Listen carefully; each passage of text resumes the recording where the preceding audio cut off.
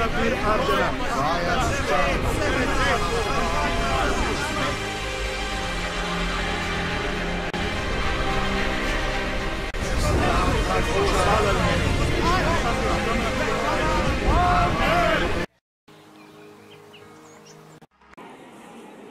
right.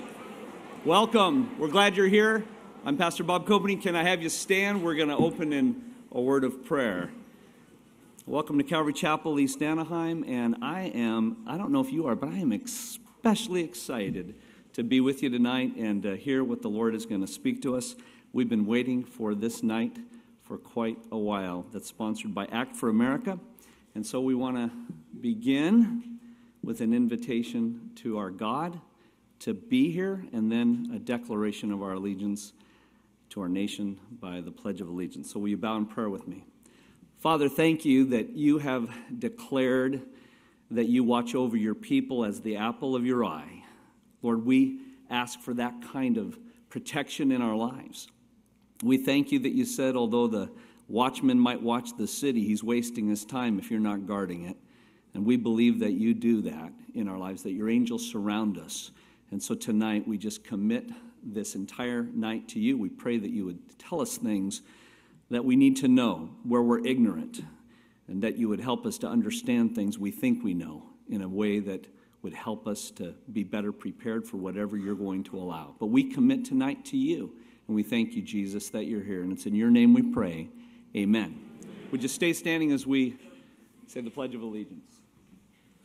I pledge allegiance to the flag of the United States of America and to the republic for which it stands, one nation, under God, indivisible, with liberty and justice for all. You can be seated. I was just kind of wondering who that gray-haired guy was in the screen, and then wow.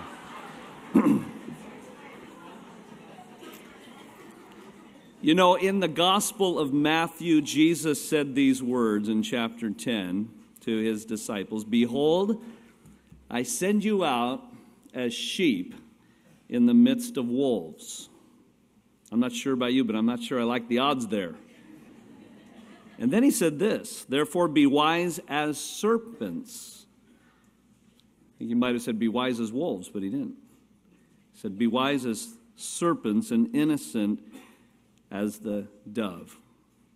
Paul the Apostle said that Satan gains an advantage over us through ignorance, and that's true.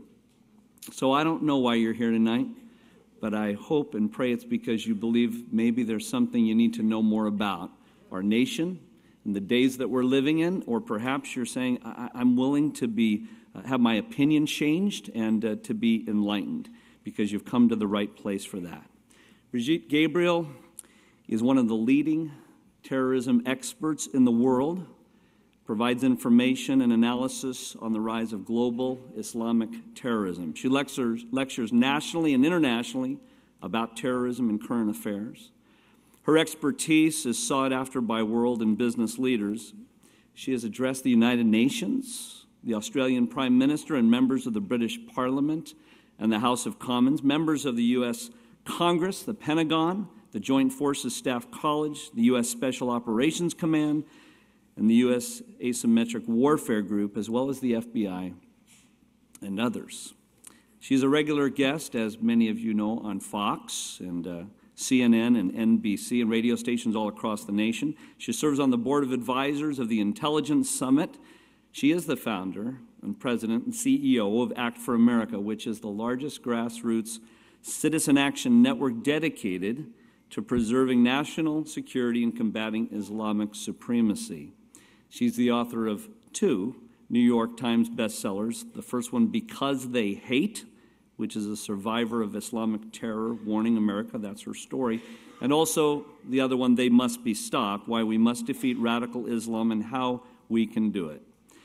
Ms. Gabriel has been named one of the top 50 prominent speakers in America. She speaks Arabic, French, English, and Hebrew. English, I hope, tonight. And it's our pleasure and privilege to welcome to Calvary Chapel of East Anaheim, Brigitte Gabriel. Would you welcome her?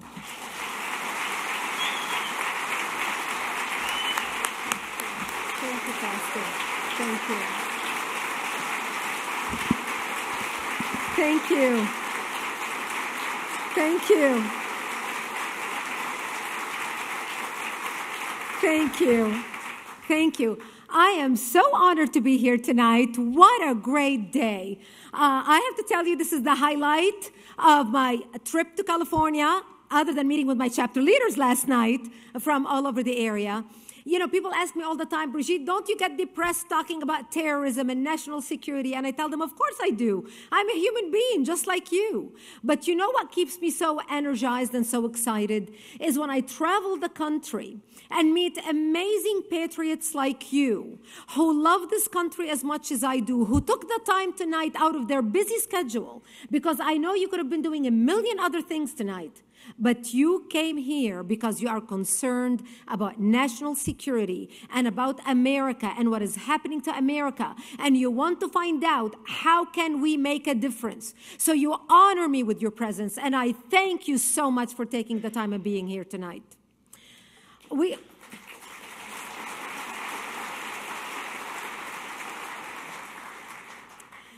Obviously, you are here because you care. You care about our country. You care about what's happening in the country. You care about the rise of homegrown terrorism. You worry about ISIS. You are living in the backyard of San Bernardino. The whole nation was on its toes watching what happened right here in California just a couple months ago. They are now here in our backyard. And people ask me all the time, Brigitte, why you're so passionate about national security? Why are you so passionate about this issue? And I tell them, because it affected my life personally. I know what happens when people turn a blind eye to evil, thinking it's not going to happen to me. It's all the way over there. Who gives a care what happens over there? But you see, I come from over there. My past is America's future, unless America wakes up now and changes course.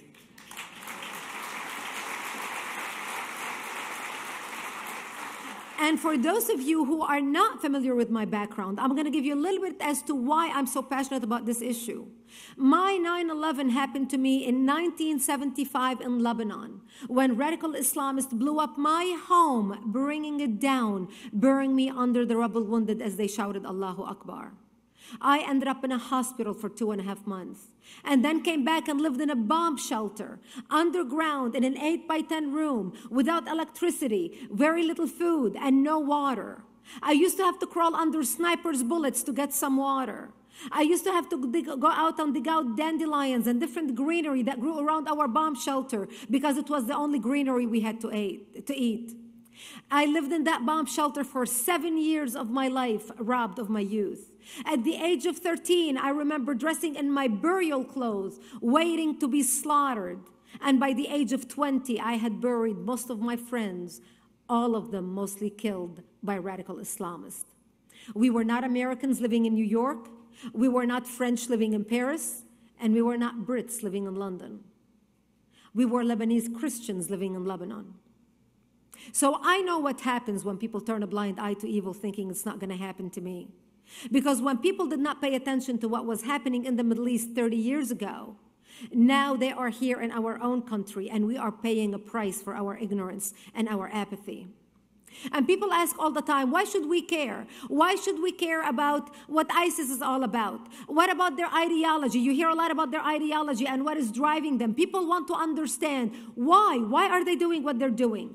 In order for you to understand why they do what they do and what is driving them, you need to understand the history of Islam itself as a religion. And I'm going to crunch for you 1,400 years of history in 5 minutes and make it as exciting as I can possibly make it. Because, you know, when I was a little girl, I hated history. Who would have known that I'm going to grow up to make it my expertise to study history?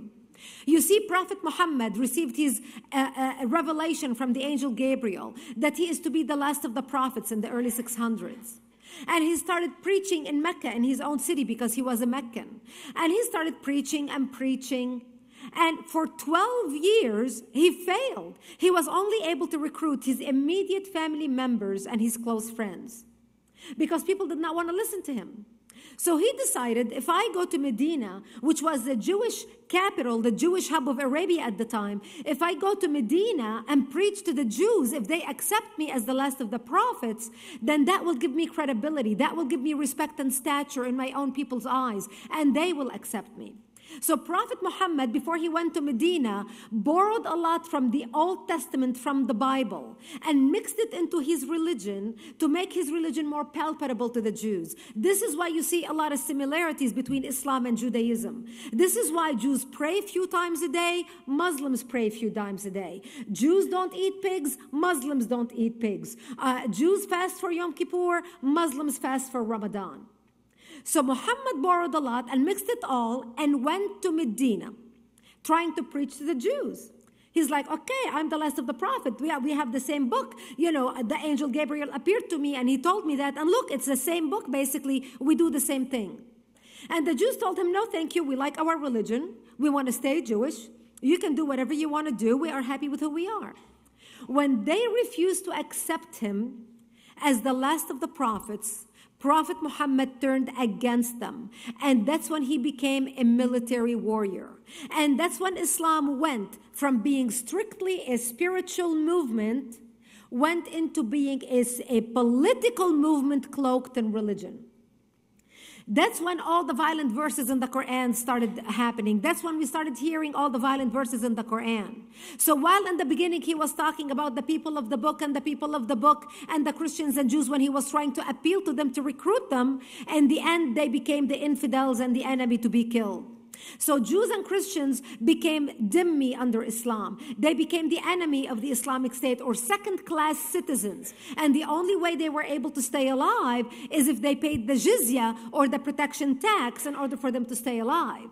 And the way they paid their jizya, or their tax, was during a monthly ceremony where the Jew or the Christian would come downtown, kneel on his knee, and hand his goods to the mullah or to the imam, where the imam would take it. And many Christians and Jews in many areas were given necklaces to wear around their neck, a receipt to show that they paid their protection tax.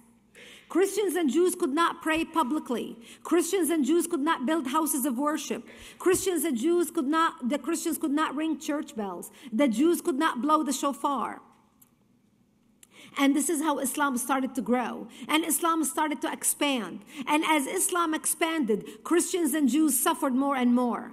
As a matter of fact, the Christians and Jews were given identifiable clothing so they can be recognized as they walk down the street. Because Jews under Islam were considered najis. Najis is filth. Najis is bodily fluid. Najis is animals. And this is how Islam classified the Jews. And it was actually the yellow star, which many people think was a German invention. The yellow star is actually an Islamic invention in the 9th century in Iraq by the second Khalif al-Mutawakkil of Iraq, who invented the yellow star for the Jews so they can be identified as they walk down the street. Because in the Middle East, Semitic people, everybody looks the same. So the Jews wore the yellow star. Christians were given the zunnar. You know that belt that all of you men in the audience are wearing? That in Arabic is called the zunnar. And that was what was given to the Christians to wear as they were identified walking down the street. Jews and Christians were not allowed to ride horses. They were only allowed to ride donkeys. And if a Muslim man was coming down on one side of the street, the Jew had to cross the street, get off his donkey, as to not to filth the Muslim man walking by. This was the treatment of Christians and Jews under Islam. Islam continued to expand. They went all the way to Jerusalem. They conquered Jerusalem. That's when the Pope in 1090 told the Christians in Europe, how could you sit idly by, allowing your brethren, the Christians, to be humiliated in the Holy Land, where Christians in the place of the birth of Christ could not even ring church bells and pray publicly. That's why the Crusaders were launched. The Crusaders were not launched to just go break people's necks to evangelize them. The Crusaders were launched to liberate Jerusalem. And they were able to liberate Jerusalem But Jerusalem went back and was conquered by Salah ad-Din al-Ayyubi in less than 100 years, where Salah ad-Din al-Ayyubi took back the city, Saladin, and Jerusalem remained under Islamic control until the year 1967, when the State of Israel liberated Jerusalem, where Christians and Jews and Muslims were able to pray under the same sky. Israel united the city. Islam continued to expand. The Crusaders tried to fight Islam and failed. And they tried for 300 years. And after 300 years gave up and dissipated and failed miserably. They could not defeat the Islamic Empire or the Islamic State. And as Muslims conquered nations, they conquered Spain. They changed the names of the city. Spain became Andalusia. Jerusalem, Urushalim, became Al-Quds. Because what's the best way to rob a culture of its identity? Strip its language. Change its language. Most people don't realize that Christians in the Middle East are not Arabs. We are Arab phones. We were stripped out of our language.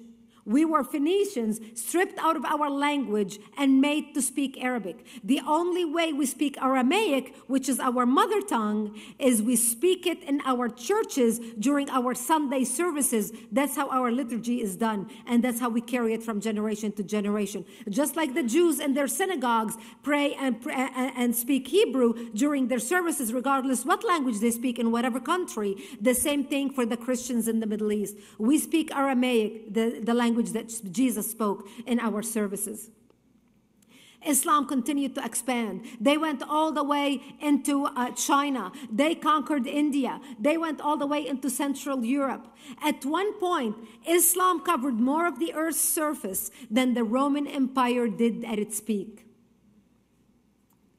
At that time, between the 1600s and the 1800s, the Europeans were experiencing the European Industrial Revolution. That's when the Europeans were able to figure out a way to make products on factory lines and swamp the market and make a lot of money really fast. And that gave the Europeans the money and the power to be able to build a strong army and stop the Muslim invaders at the gates of Vienna on 9/11. The date 9/11 is so symbolic on the Islamic calendar. That's exactly why Osama bin Laden chose the date 9/11 to attack America, the pinnacle, the symbol of Christendom. The European army were to stop the Muslims at the gates of Vienna, and they started pushing them back. They started pushing them out of European areas. They liberated many areas, and they ended up pushing them all the way into Africa and the Middle East. And this is why you see the Islamic concentration right now in Africa and the Middle East. And as the Europeans liberated land that was previously conquered by Muslims, the money pipe, which remember how the Jews and the Christians had to pay the jizya or the protection tax, which made the Islamic empire bigger and bigger and bigger and greater and greater? When the money pipeline dried, as more land was becoming liberated by the European armies, the money pipe dried up to the Islamic empire. And that's why they shrunk and shrunk and shrunk. And the Islamic State, or the Islamic Caliphate, ended in 1924 in Turkey by President Ataturk, who basically ended the Islamic empire. He was a secularist. He gave women right to vote. He gave women right to an education. He gave women right to not to wear the hijab.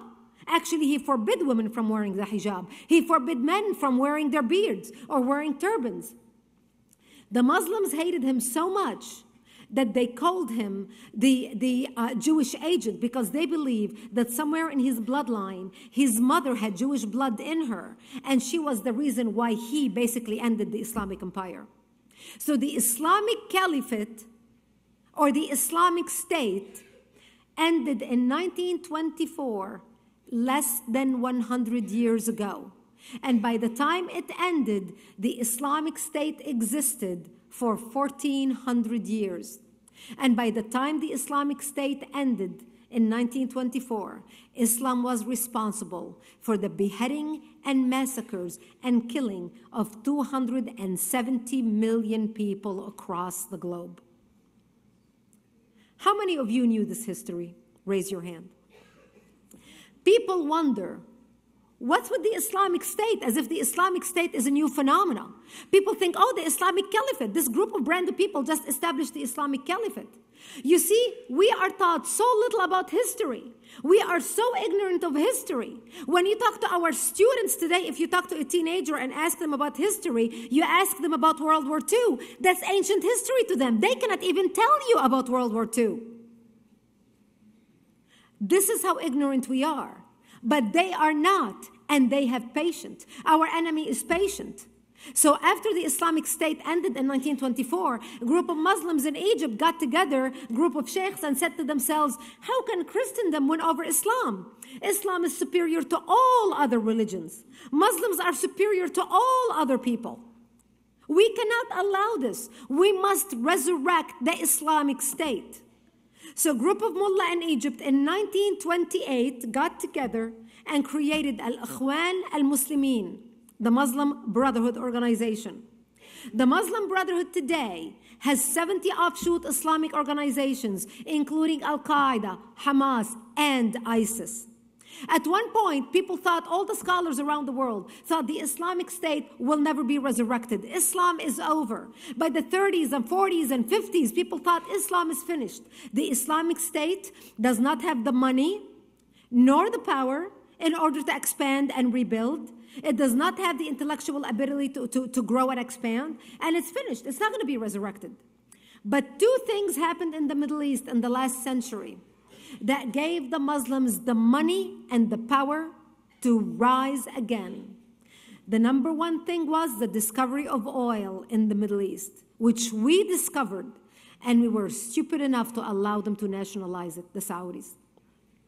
That gave the radical Islamists the money to spread their radical ideology worldwide. At that time, they only had the money to spread their ideology. They could not and did not know how to build a strong army. Because remember, the Europeans were able to build a strong army by why? Getting money. So now the situation is reserved. So because of the oil wealth, the Wahhabis in Saudi Arabia were able to spend billions of dollars setting up madrassas and Islamic mosques worldwide and spreading their Wahhabi ideology. The second thing that happened in 1979, do you know what it is? Ayatollah Khomeini coming to power in Iran. When Ayatollah Khomeini came to power in Iran, that gave the Islamists the spiritual leadership and the spiritual covering. Now they had the money because of the oil, and they had the spiritual covering, and they exploded on the world stage in the 80s, in the 1980s. In 1982, the Muslim Brotherhood wrote a plan, a 100-year plan for radical Islam to infiltrate and dominate the West and establish an Islamic government on earth. In the counter-terrorism circles, this plan became known as the Project. What makes the project so unique is it gives tactics and proposals as to how to infiltrate the West, how to dominate the West, how to use our laws against us, how to use our open-mindedness against us. They even give buzzwords that Islamists can use in order to disarm Westerners. Buzzwords such as, you ready? Interfaith dialogue, diversity, multiculturalism. They say that if you use those words against Westerners, they'll be lapping out of your hands like dogs. That's what they say. And it does work, doesn't it? Absolutely. It does work. They give tactics and proposals to such detail on how to abuse the West and take over the West. They talk about how to get democratically elected Muslims on all levels in the West, including government, NGOs, etc. They talk about how to set up human rights organizations and civil rights organizations and maintain the appearance of moderation in order to advance the radical Islamic agenda in the West. They talk about how to get Muslim interns in all governmental offices so they can have an insider view as to how policy is done on the highest levels. They talk about how to infiltrate conservative parties and liberal parties. And remember, we're talking about throughout the Western world, not just the United States. That's why I did not use the word Democrat or Republican. Conservative or liberal parties, they talk about how to get involved with these organizations and get on the board so you can have a voting power into swaying the political party in any direction. They talk about how to work with like-minded organizations, quote, progressive organizations that share similar goal. And this is why when we in America see CARE, organizations like CARE, working with the ACLU, you scratch your head and you think to yourself, how can these two people have anything in common? How can these two people work anything together? But the ACLU is used as the useful idiots at the hands of Islamists with an agenda.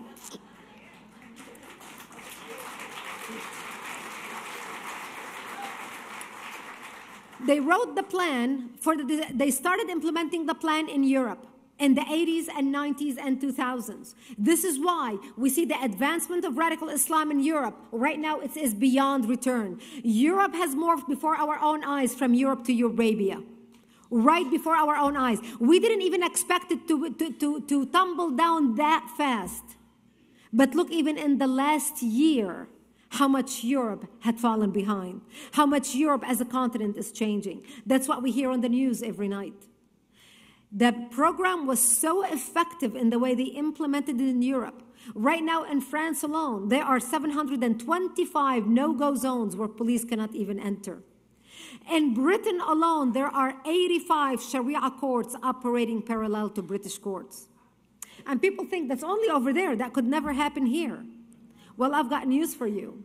They wrote the plan for the destruction of the United States in 1991. Here is the plan. The plan is in Arabic and in English. The plan is titled مذكرة تفسيرية للهدف الاستراتيجي العام للجماعة في أمريكا الشمالية. You all got that, right? There will be a quiz at the end of the night.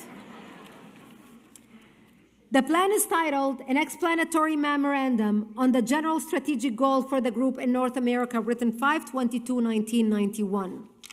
And I'm just going to read you one paragraph out of this plan because it will start forming a clear picture for you as to what they are talking about and their plans for the United States. This paragraph talks about understanding the role of the Muslim brother in North America. The process of settlement is a civilization jihadist process with all the word means. The Ikhwan, which is the Arabic word for brothers, must understand that their work in America is a kind of grand jihad in eliminating and destroying the Western civilization from within and sabotaging its miserable house by their hands and the hands of the believers so that it is eliminated and Allah's religion is made victorious over all other religions. Is there anything vague about that paragraph? No, they're very clear, aren't they?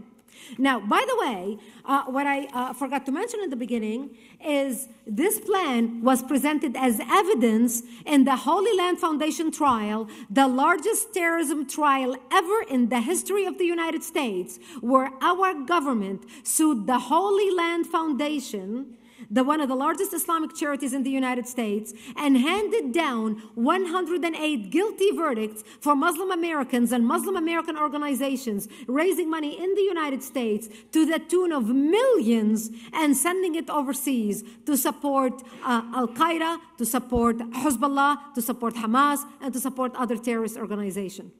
108 guilty verdicts. But the most important page of this document is the last page, because the last page lists 29 front Islamic organizations set up in the United States for the sole purpose of sabotaging America from within and bringing America down. 29 front Islamic organizations. And I'm going to share the names of some of them because you have heard these names, and especially the first name I'm going to share, ISNA, the Islamic Society of North America, and you've heard it a lot in the last 48 hours. You know why you heard it in the last 48 hours? Okay, ISNA, the Islamic Society of North America, is linked to the mosque where President Obama yesterday went and spoke. ISNA is a shady organization set up as a front by the Muslim Brotherhood to sabotage America. ISNA is so connected to President Obama that they are now advisors to President Obama about Middle East policy. It was actually the president of ISNA who wrote President Obama's speech, which he delivered in Cairo, his first famous speech to the Arabic world. So we not only have the Fox watching the White House, we have the Fox inside the White House talking policy to the ear of the president. And is it any wonder why President Obama chose yesterday to go visit that mosque in particular, which is tied to ISNA? As a matter of fact, one of the imams at that mosque, Imam al-Sheikh, who was an imam for 15 years, was actually on the board of the Islamic Relief Agency, which was charged by our government to raise millions of dollars in America from Muslim Americans and sending it overseas to fund Al-Qaeda and Hamas and other terrorist organizations. And the imam of that mosque, where Obama spoke yesterday, ended up leaving to Yemen, becoming the head of Al-Qaeda in Yemen, and we ended up killing him in 2011. And that's the mosque that President Obama yesterday chose to go and speak at. Am I connecting some dots for you here? Good. And by the way, you hear President Obama, like yesterday, he's talking about ISIS is not Islamic. ISIS does not represent Islam. The Islamic State, which is headed by al-Baghdadi, do you know that al-Baghdadi has a PhD in Islamic studies from the University of Cairo, from the University of Baghdad? الجامعة البغدادية العراقية. He has a PhD in Islamic studies. And our community organizer of a president is telling us that the head of ISIS, who has a PhD in Islamic studies, doesn't really know what he's talking about because President Obama knows better. This is how misguided and this is how uninformed the American public is about what we are really dealing with the leadership in Washington, D.C. right now. Number 2 on the list is the MSA, the Muslim Student Association. The Muslim Student Association has more chapters on American college campuses than the Democrats and the Republicans combined. And by the way, I am on the air live on Fox News right now on Hannity. I pre-recorded it before I came here.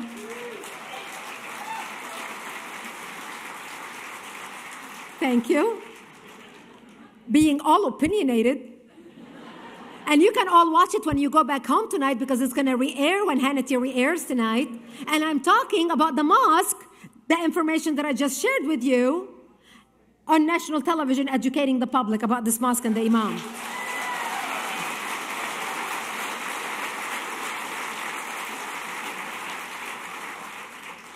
I recorded it and came straight to the church.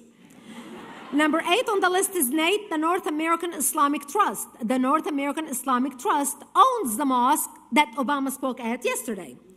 NATE owns 90% of mosques in the United States.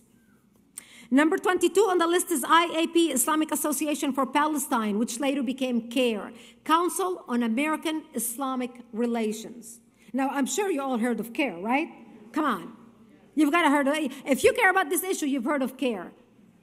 And notice how, I told you in the Muslim Brotherhood Project, they said about how to pick up names that are just so easy breezy, so nice, and multicultural, and the Council on American Islamic Relations kind of has a ring to it, doesn't it? So nice, it kind of flows, kind of has that diversity thing going for it. CARE, an unindicted co-conspirator, had over 44 visits to Obama White House in his first 4 years as president in the White House. This is how much CARE is tied to the president. Actually, CARE was the guest of the president yesterday at the mosque. This is unbelievable. When you think about that and you think to yourself, how did we get to this point? And by the way, all these organizations that I named for you right here, they are not terrorist organizations. They are just cultural organizations. ISIS is a terrorist organization, but this is a cultural organization because remember what they said. They are launching a cultural jihad against America. And this is what we are dealing with. And they have been so good, doing it so slow for so many years. Remember, this plan was written in 1991. 1991, 10 years prior to September 11th. We're talking about what now? 20 years ago, 20-something years ago, 24 years ago. Look how far they have advanced in their agenda. And we are just now waking up. And I have to say, thank God, the people are now waking up because of ISIS. Not because all of a sudden Americans decided to wake up and realize, oh my gosh, we're losing our country. We need to wake up and do something. ISIS forced Americans to wake up and start paying attention to what was happening in the country. Californians woke up after San Bernardino and said, how could this happen in our community? How could this happen in our community? How can our government, the Department of Homeland Security, which we're paying millions of dollars in our tax dollars to protect us, not look at Tashfih's Facebook page? Can you believe that? You and I go through the airport, through multi-million-dollar machines, take off our shoes, our belt, our cell phone, our earrings, our rings, our watches, and they're not monitoring somebody coming from a terrorist country? They're not even monitoring their social media? This is the level where we are in our country. And I believe this is the time where the American public needs to stand up and voice its opinion. This is the time where we need to come together, throw political correctness in the garbage where it belongs.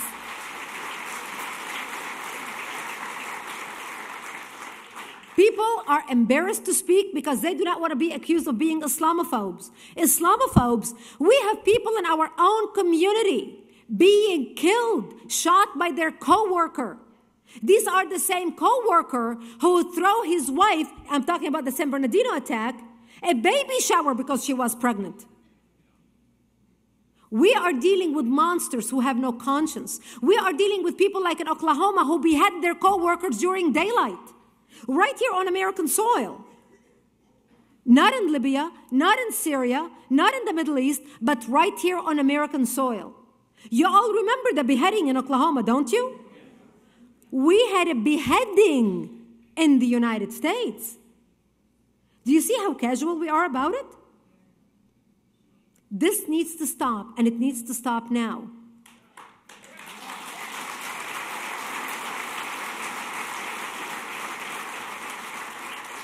Now, I am here not only to frustrate you, I am here to ignite your passion. I am here to educate you so you can have fire underneath you to stand up and say, I'm going to get involved. I'm going to make a difference. Because you know what? We love this country. America is God's greatest gift to the universe. There's no place in the world like America. And those who hate America, those who complain about America, those who apologize for America, by all means, we'll give them a one-way ticket to get the hell out of here and back to whatever country they came from.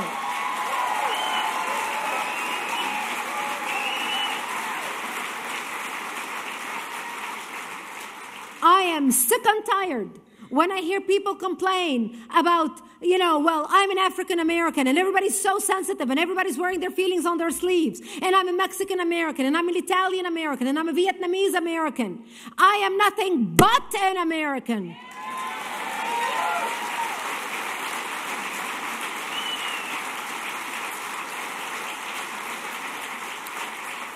People came here from all over the world. They came here because they wanted to become Americans. Some people came on the Mayflower, and some people like me came on the TWA.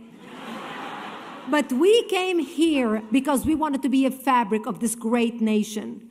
People are still fleeing from all over the world to come to the United States, to become Americans. What brought us together as one was united borders, secure borders, one language, the English language. And I believe the English language should be the official language of the United States and nothing else.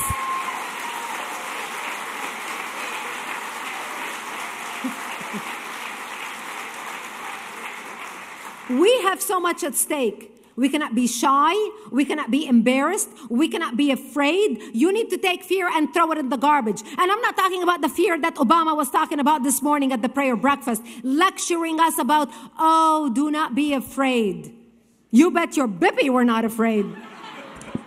At least this immigrant is not afraid. We need to start speaking the truth to save our country. And I am traveling all over the country, gathering eagles, just like you, patriotic American eagles, to join together with me and save our nation, to get involved, to get informed, to get active in your own local community to turn the ship around. And that's exactly what we need to get done. I started ACT for America. I said after September 11th. And by the way, September 11th was a defining moment for the United States, wasn't it? It was a defining moment for our country. Each one of us remembers exactly where we were on 9/11, what we were doing, where we were, who we were with. I had just dropped my kids at school, at middle school, and I was driving back home when I got the call that my husband called me and he said, "You cannot believe what just happened. They attacked the World Trade Center." And while I was with him on the phone, another plane flew into the Pentagon. And he said, "Come home, our country is under attack. This is a terrorist attack." Now, my husband and I are journalists. My ex-husband and I are journalists. So we knew exactly what was happening because we had followed the news. So we both together worked in the Middle East and met in the Middle East. So we got home, and like all Americans, we sat home that day, watching the images of the buildings tumble down, feeling sick, feeling brokenhearted, feeling helpless. We all did the same thing. My kids came home from school that afternoon, and they sat with me watching the images of the World Trade Center tumble down again and again and again. And one of my daughters looked at me and she said, "Mommy, why did they do this to us?" And I found myself looking at my daughter and repeating to her exactly what my father had told me when I was a 10-year-old girl, wounded, laying in a hospital bed, going from one surgery to another. And I looked up at my daddy and I said, "Daddy, why did they do this to us?" And my father told me, "Because we are Christians, the Muslims consider us infidels and they want to kill us." I learned since I was a 10-year-old girl that I am wanted dead simply because I was born as a Christian into the Christian faith. I had to look into my daughter's eyes and repeat to her exactly what my daddy said to me. They hate us because they consider us infidels and they want to kill us. Here we were, 2 generations apart, 2 continents apart. I was a young Lebanese girl who spoke Arabic. She's a young American girl who spoke English. 8,000 miles apart, 30 years apart. And I found myself repeating to my daughter exactly what my father said to me. That day, that moment was my defining moment. That day I vowed that I will do everything I can to make sure that my daughter will never ever look into her child's eyes and repeat to him or to her what my daddy said to me and what I said to her. That's the day I was reborn as an activist.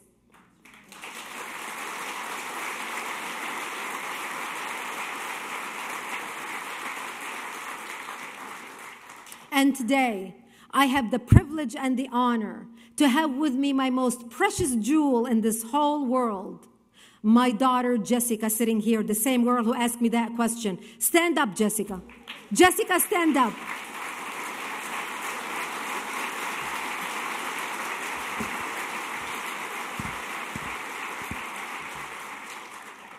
This young lady is the apple of my eyes. She is the wind beneath my wings. She is my pride and my glory. She is my crown. She is my greatest accomplishment. She and her sister, I live for them. I give everything in my life for them. I work so hard for them. I do everything I can to honor them and to lift them up and to make them proud of their mommy. I dedicate my life and everything I do and the organization that I launched to protect them and their children. And she was the instigator that day. And I am so fortunate because rarely, if ever, Jessica is with me when I travel across the nation and speak at public presentations like this. But here she is tonight, and I am so honored you are here, my baby. I love you. And for those of you who have read my book, when I dedicated my book to my children, my first book, Because They Hate, and I talk about how my parents used to tell me, they used to tell me a saying when they tucked me in bed at night. They used to say to me what I say to her since she was a child. I love you higher than the skies, deeper than the oceans, and bigger than the whole wide world. So I laid in my bed 9/11 happened on a Tuesday. And from Tuesday till Sunday, I laid on my bed asking, I was debilitated. It was flashback into my past. And I said to myself, what can I do for my country? What can I do to make a difference? And one thing kept coming to my mind, as cliche as it sounds: ask not what you can do for your country. Ask not what your country can do for you, but ask what you can do for your country.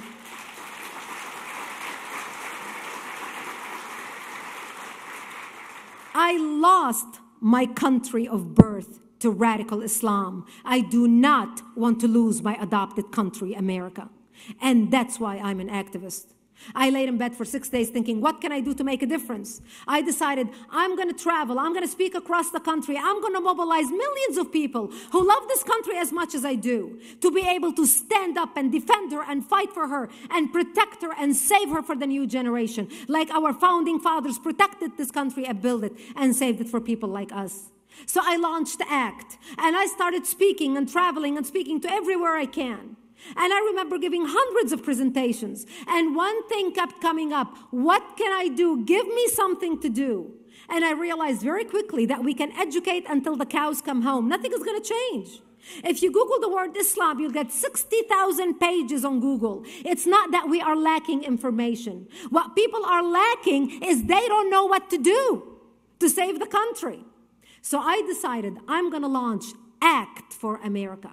I'm going to empower citizens to know exactly what to do, how they can be engaged in the political process, how they can turn the ship around. And I'm proud to tell you that ACT for America today is the largest national security grassroots organization in the country, with 300,000 members, 1,000 chapters, and in 11 countries nationwide, worldwide, with a full-time lobbyist on Capitol Hill. Now you can clap.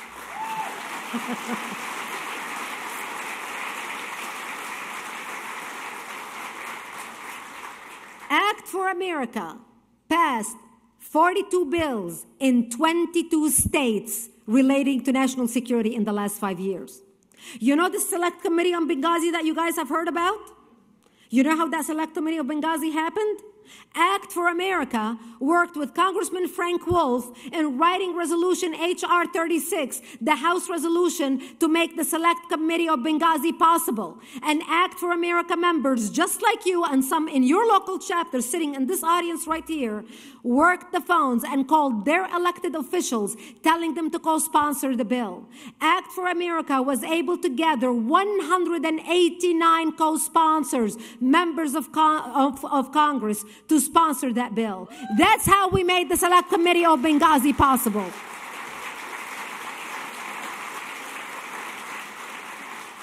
When the Select Committee of Benghazi became a reality, Congressman Frank Wolf stood on the House floor and thanked ACT for America for making that a reality. And you know why we wanted that to happen? Because the other 4 committees that were established, none of them had subpoena power. Wow. Right. None of them. They were all talk and everybody's trying to cover up for everybody. And that's why we wanted to create a committee that had the subpoena power to be able to subpoena Hillary Clinton and subpoena the State Department and subpoena email, so now the truth can come out. And I hope you're happy with the results.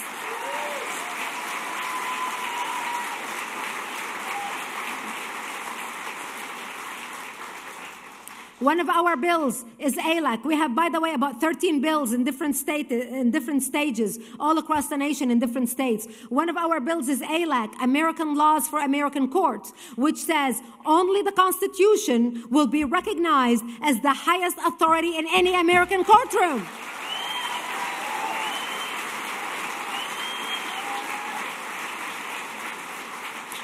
And the reason why we did that is because you heard me talk about Sharia law in England. Most people are shocked to know that in America, we have documented 143 cases where Sharia law was used instead of the Constitution of the United States in an American courtroom by an American judge in 22 states. People had no idea. So we launched ALAC, and the law says no foreign law. We didn't say Islamic law. We didn't say Sharia law, because we don't mind French law being used. We don't mind British law being used. We don't mind Australian law being used, because we want companies doing business with foreign countries to be able, if they get into litigation, to be able to use laws that are compatible with our laws in our country. That we have no problem with. But we did not want laws that are not compatible with the Constitution to be used in America.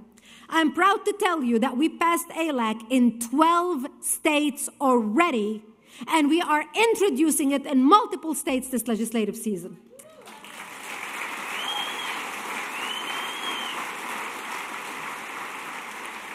Now, all that would not happen without the support and involvement of people like you, who heard me speak, who came to a presentation, got involved, signed up to become a chapter leader or a chapter member or join a chapter, or at least get our action alerts, so you can be notified when there is a bill coming down for a vote. That's how we are able to do that. And you know why we started doing that? Because we realized that under the Obama administration, any bills relating to national security are not going to get anywhere. Nowhere. We could not do anything on the federal level. So we started immediately attacking on the state level. And here's why. Because if you pass a bill on a state level, if you pass it in 15 to 20 states, then you set precedent. Then you can take that bill and introduce it on Capitol Hill on the federal level, and you'll be able to get sponsors and co-sponsors. Why? Because obviously the bill is not that controversial. If it already passed in 15 to 20 states, then obviously the bill has support. So that has been our strategy and the strategy behind our thinking. Act for America doesn't do anything unless it is strategic. We think in 5 years, we think in 10 years. We want to become, and we are on our way to becoming, the NRA of national security.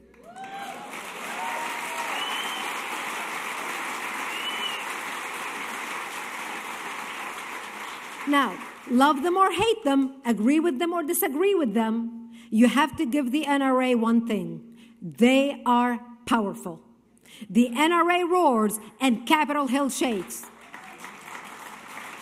And that's what we want to do. Now, that's what Act for America is all about. So who makes up Act for America? Citizens like you. Average citizens who put all their differences aside, all their social differences aside, whether they are liberal or conservative socially, and came together for the sole purpose of protecting the country. And you know why? Because I don't see any of the dead 3,000 Americans that died on September 11th demonstrating right now for either pro-choice or anti-choice, pro-gun or anti-gun, pro-healthcare or anti-healthcare, pro-gay or anti-gay. They are as dead as dirt. Let's make sure we stay alive and save our country.